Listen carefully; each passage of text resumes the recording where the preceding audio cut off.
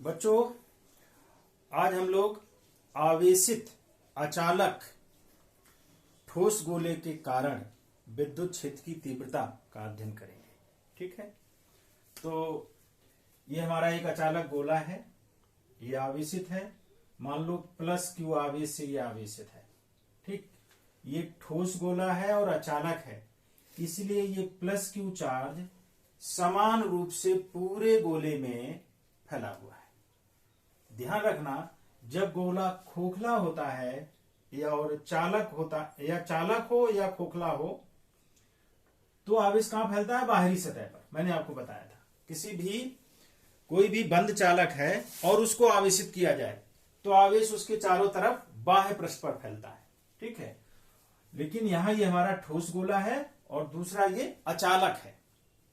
अगर चालक गोला होता तब भी आवेश कहां चला जाता? सब बाह्य पृष्ठ पर।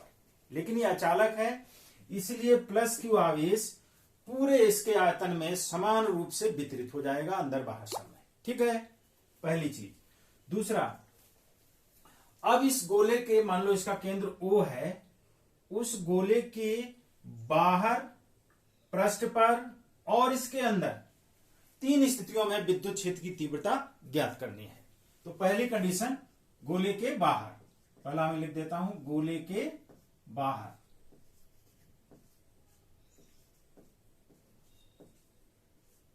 गोले के बाहर, गोले के बाहर की स्थिति में small r is greater than capital R।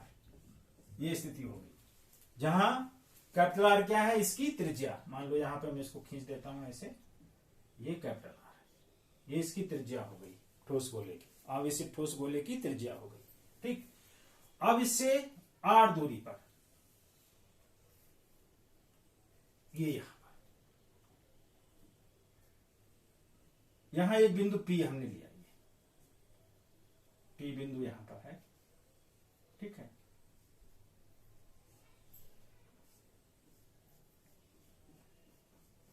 P बिंदु, इस P बिंदु पर हमें विद्युत क्षेत्र की तीव्रता ज्ञात करनी है। ये P बिंदु इस ठोस गोले से कितनी दूरी पर है? स्मॉल r दूरी पर। ये डिस्टेंस हमारी स्मॉल r हो गई। ठीक है, अच्छा, अब हम यहां पर दो बातों पर विचार करते हैं। जहां तीव्रता ज्ञात करनी है, सबसे पहले हम क्या करते थे? वहां से गुजरने वाले गॉसियन पृष्ठ की कल्पना करते थे। ठीक है, तो ये जो P बिंदु है, यहां से गुजरता हुआ ये हमने गॉसियन पृष्ठ खींच दिया, बंद गॉसियन पृष्ठ। ठीक है, दूसरा, अब यहां पर हम एक छोटा सा, ये जो हमारा गॉसियन पृष्ठ है, गोलीय गॉसियन पृष्ठ होगा ये। ठीक है, इस पर एक छोटा सा क्षेत्रफल का एलिमेंट लेते हैं dA। तो ये छोटा सा dA है, इस dA का डायरेक्शन किधर होगा? बाहर की ओर। इसका क्षेत्रफल वेक्टर किधर होगा? बाहर की ओर। आप समझ रहे हैं ना? जैसे कोई पृष्ठ है तो उसका जो क्षेत्रफल वेक्टर होगा गोले का किधर पड़ेगा? पृष्ठ के लंबवत बाहर की ओर। तो ये dA बाहर की ओर हो गया। दूसरा, अगर हम ये मान लें कि बिंदु P पर विद्युत क्षेत्र की तीव्रता E है।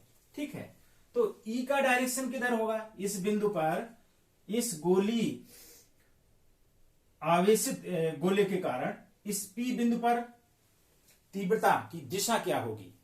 डीए की दिशा की ओर। डीए की दिशा की ओर। करेक्ट, ये इस दिशा में होगा। तो ये हमारी E का डायरेक्शन हो गया।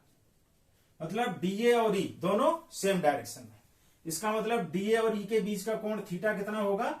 0 degree. 0 degree. Correct.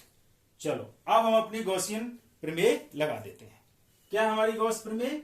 Phi E is equal to 1/ε0 into charge enclosed by Gaussian surface. ठीक है, तो देखो, सबसे पहले हम इसका left hand side phi E की वैल्यू कैलकुलेट करेंगे।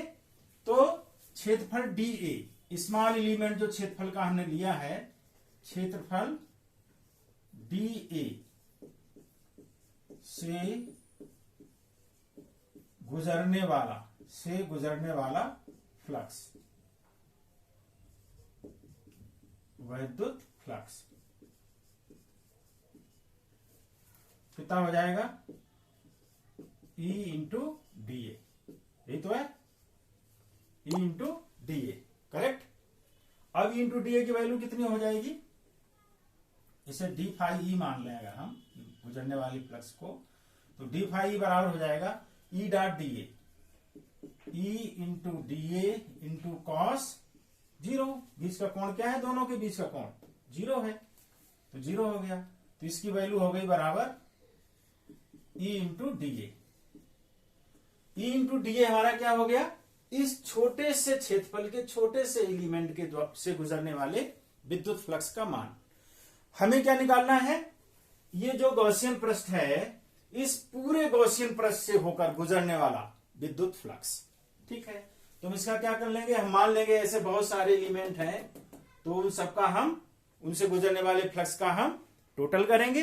तो उसके लिए डायरेक्ट सीधे हम समाकलन गणित का प्रयोग करते हुए सीधे जो है उसको निकाल सकते हैं। मान लो ये वैल्यू फाई ई है, फाई ई बराबर हो जाएगा हमारा D phi sine of integral E into DA, ये बराबर हो जाएगा sine of integral into E into DA, E DA cos theta theta zero, तो ई डीए, ठीक है, फॉर एरिया ए, ये हो जाएगा हमारा। अब देखो ई कांस्टेंट है, क्यों कांस्टेंट है, क्योंकि इस आवेशित गोले से बराबर दूरी पर होगा, इसके पृष्ठ पर, इस गॉसियन पृष्ठ पर स्थित प्रत्येक बिंदु इससे समान दूरी पर होगा, ठीक है, जिसकी वजह से गॉसियन पृष्ठ पर प्रत्येक बिंदु पर तीव्रता ई का मान भी समान होगा। अब जब ई का मान समान होगा तो ई कांस्टेंट हो गया, इसको हमने बाहर ले लिया, तो अंदर हमारा हो गया sine of integral E DA, ठीक है, ई इंटू ई। अब साइन ऑफ इंटीग्रल डीए, ठीक, माने पूरा क्षेत्रफल, गॉसियन पृष्ठ का पूरा क्षेत्रफल। अब गॉसियन पृष्ठ की त्रिज्या कितनी है, आर, स्मॉल आर, तो इसका पूरा बाह्य पृष्ठ कितना हो जाएगा, संपूर्ण पृष्ठ, टोटल एरिया, गोलीय पृष्ठ है ना, तो क्या हो जाएगा 4 पाई आर स्क्वायर। तो right here phi E is equal to E into 4 pi r square.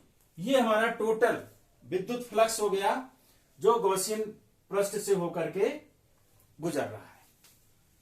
अब गॉसियन प्रमेय का राइट हैंड साइड, ये टोटल फ्लक्स किसके बराबर होगा, total charge enclosed by Gaussian surface. तो ये वैल्यू हमारी E into 4 pi r square, ये किसके बराबर हो जाएगी, 1/एप्सिलॉन0 इंटू, अब देखो ये जो गॉसियन पृष्ठ है, इसके अंदर हमारा ये अचालक गोला आ रहा है, आवेशित अचालक गोला, जिस पर कि कितना आवेश है, क्यू आवेश है।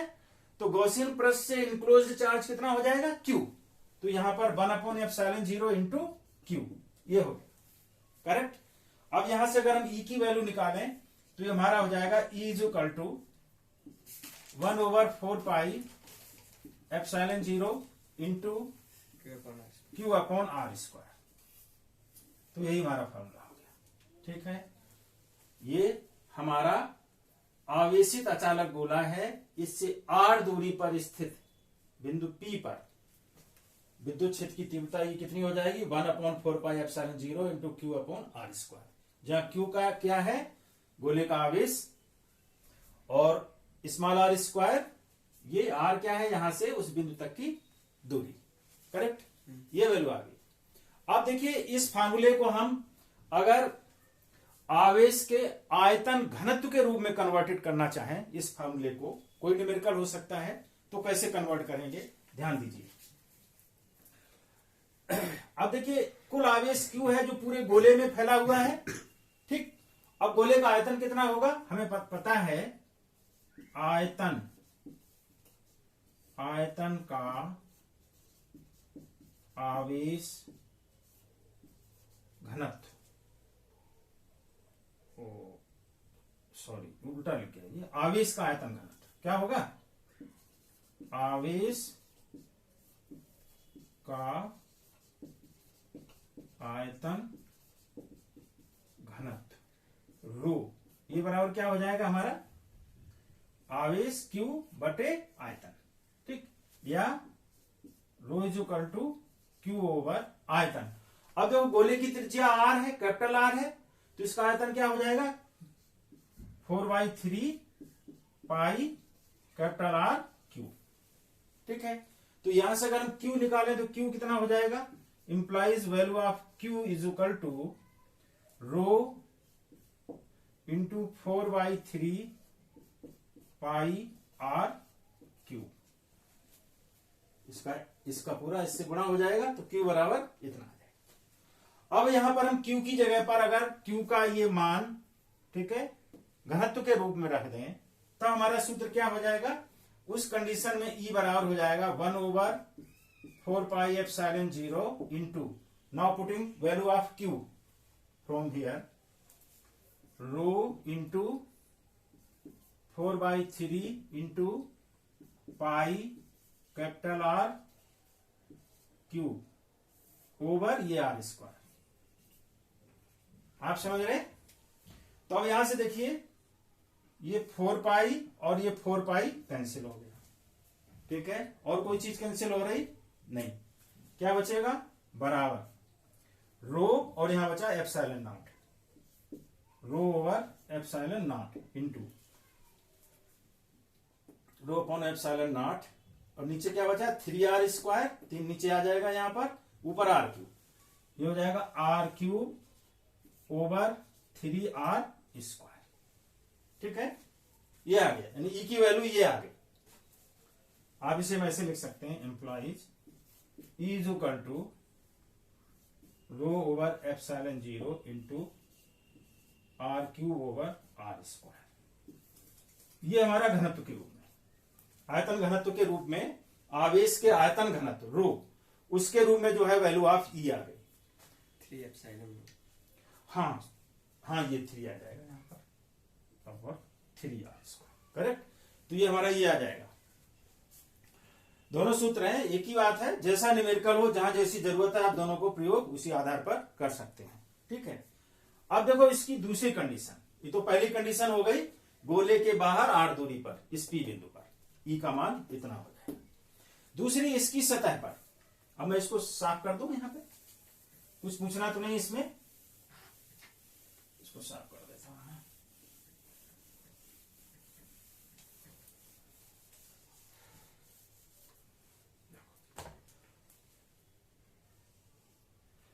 अब है गोले के पृष्ठ पर, दूसरी कंडीशन, दूसरा गोले के पृष्ठ पर, पृष्ठ पर माने स्मॉल आर किसके बराबर हो गई, कैपिटल आर के बराबर, ये कंडीशन। ठीक है, यानी ये बिंदु हमारा कहां आ गया, आप इस जगह पर आ गया, यहां कहीं पर भी ले सकते हैं, मान लो हमने यहां ले लिया। ठीक है, तो यहां पर हम जो है एक P बिंदु हमारा यहां पर है, P बिंदु यहां पर है जहां हमें विद्युत क्षेत्र की तीव्रता की गणना करनी है। ये P बिंदु कहां है, गोले के पृष्ठ पर है। गोला हमारा जो आवेशित गोला है, ठोस गोला है, उसके पृष्ठ पर यह बिंदु स्थित है जहां हमें विद्युत क्षेत्र की तीव्रता ज्ञात करनी है। अब ये P बिंदु जो है कितनी दूरी पर है केंद्र से, गोले की त्रिज्या कैपिटल आर के बराबर है। तो हमारा जो ये सूत्र निकल कर आया है, E is equal to 1/4 pi epsilon naught into q over r square. बस ये दूरी बदल जाएगी, ये आर थी, अब ये आर कितनी रहेगी, इस कैपिटल आर के बराबर, इतना माने ये कैपिटल आर। तो स्मॉल आर को हम किससे रिप्लेस कर देंगे, कैपिटल आर से। तो हमारा फार्मूला हो जाएगा E is equal to 1/4 pi epsilon naught into q over capital r square. तो ये हमारा पृष्ठ पर जो है विद्युत क्षेत्र की तीव्रता का सूत्र आ जाएगा। कोई दिक्कत, आप उसी कंडीशन से निकालें, ई डी ए यहां मानकर बीच में कोण 0, तब भी यही आएगा। तो डायरेक्ट लिख दिया इसको, आप डायरेक्ट लिख सकते हो, डायरेक्ट यूज कर सकते हो। दूसरी चीज यहां पर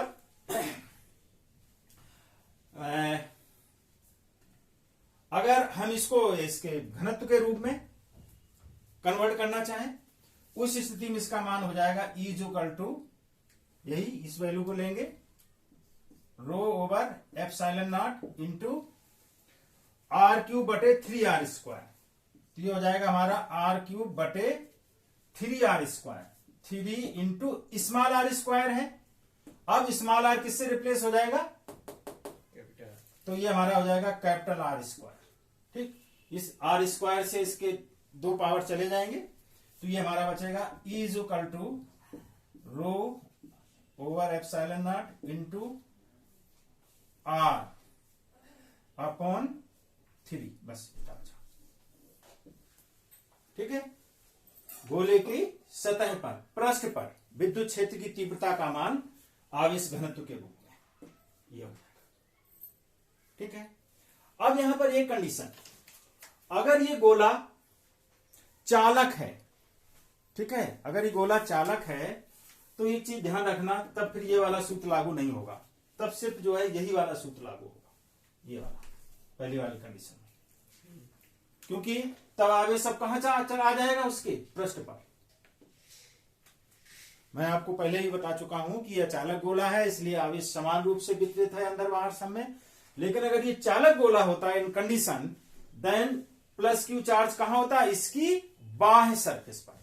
तो ये ऐसे ही व्यवहार करता है जैसे स्फेरिकल सेल पीछे जो मैंने बताया, तो उस तरह के फॉर्मूले इसमें एप्लीकेबल होते हैं। तभी डेंसिटी वाला ये वाला फॉर्मूला यहाँ पे एप्लीकेबल नहीं होता।